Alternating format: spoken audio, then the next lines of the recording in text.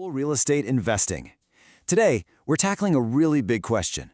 With so much turmoil in the global markets, is U.S. real estate still a safe harbor for your capital? We're going to break it down with the kind of data-driven insights you need to make smarter investment decisions. Let's get started.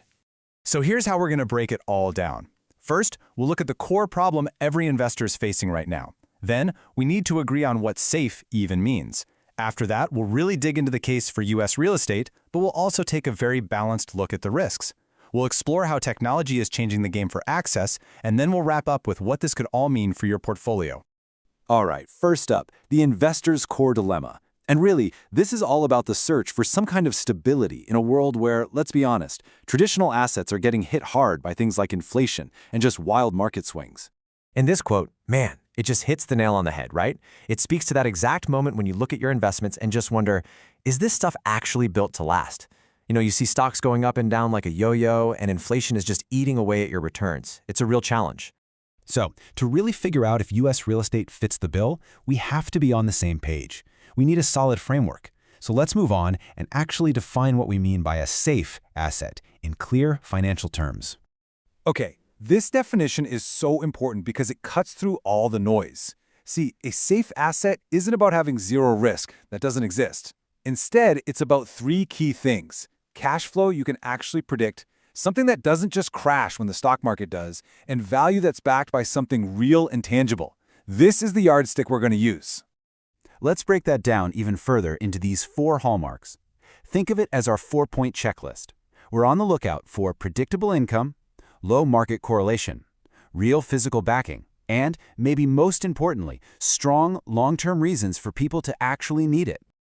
All right, with that checklist in hand, let's get to the main event. How does U.S. real estate actually stack up against our criteria? We're going to walk through the 4 key pillars that really make the case for its stability. Pillar number 1 is all about income, and this is so crucial. Unlike a stock price that's based on emotion and market chatter, real estate income comes from a contract, a lease. Tenants are legally on the hook to pay their rent, and those long-term leases give you incredible visibility into what your cash flow is going to look like. Second, it's a tangible asset. You can literally go and touch it. It's land, it's a building. It has an intrinsic value that something purely digital or on a spreadsheet just doesn't. And that physical nature provides a sort of natural cushion against major losses. Now, pillar number 3, this is a big one. It's a natural hedge against inflation. Think about it. When the price of everything else is going up, landlords can typically raise rents right along with it, and the value of the property itself tends to rise too. This is how you protect the real buying power of your investment. And for global investors, especially if you're investing from a country like India, there's a 4th pillar, the U.S. dollar advantage. Earning your income in a strong, stable currency like the dollar is a powerful hedge against your local currency losing value. It adds this whole other layer of diversification. But look, and this is really important, you can't just throw a dart and say real estate. The type of real estate matters a lot. This chart shows which sectors are historically the most resilient. And it makes perfect sense, right? People will always need a place to live, that's multifamily. They'll always need things delivered, that's logistics. And they'll always need healthcare and groceries. Okay, let's be real here. No investment is a silver bullet, right? To give you the complete picture, we have to talk about the risks, because understanding the potential downsides is every bit as important as knowing the upsides. If we look back, history actually gives us some really clear clues. Back in the 2008 crisis, properties that generated income bounced back much faster than stocks. Fast forward to the pandemic, what happened? Multifamily and logistics held strong while other sectors got hammered. The pattern is clear. Resilience in a crisis often comes down to picking the right assets. So you absolutely have to keep these things in mind. Rising interest rates can affect property values. There's always the risk that a tenant could leave or can't pay. And of course, real estate isn't like a stock. You can't sell it in a split second. These are real manageable risks, but you have to be aware of them.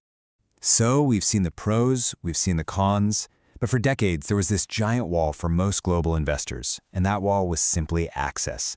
How could you even think about buying a property in the US from halfway around the world? Well, let's talk about how technology is completely demolishing that wall. And this table just lays out the transformation so clearly. The old way, it was brutal. You needed a ton of cash, you had to be a local expert, and you had to navigate a nightmare of legal paperwork. Now, the modern platform model, the kind pioneered by Raveum, changes everything with fractional ownership, pre-vetted deals, and a process that's simple and compliant. So what does this new process actually look like? Well, it's honestly been boiled down to 4 super straightforward steps. You can browse through investments that have already been verified, pick the one that fits your strategy, invest through a totally secure online platform, and then you just start earning passive income. And the key here is that these platforms are built from the ground up for the global investor. Fractional ownership means you don't need millions to get started.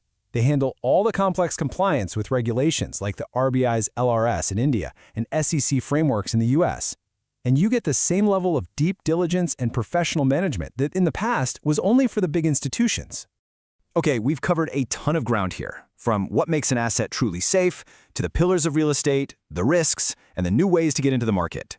So let's bring it all home and come to a strategic conclusion. So back to our big question. Is U.S. real estate a safe harbor?